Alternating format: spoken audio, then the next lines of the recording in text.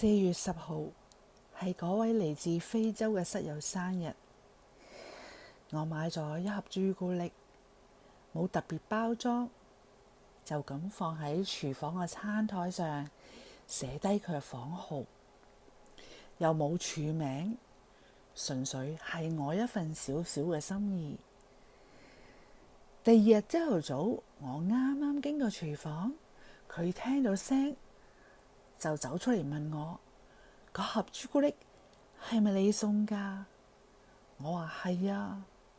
佢就話佢問晒其他室友，個個都話唔係。之後我就知道係你送啦。跟住佢講咗一句說話，令我好驚訝。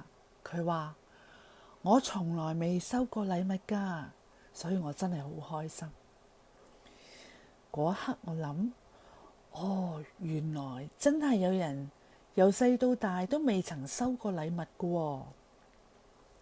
一盒普通嘅朱古力對我嚟講真係唔算得乜嘢，但對佢嚟講係佢人生第一次俾人記掛、被重視。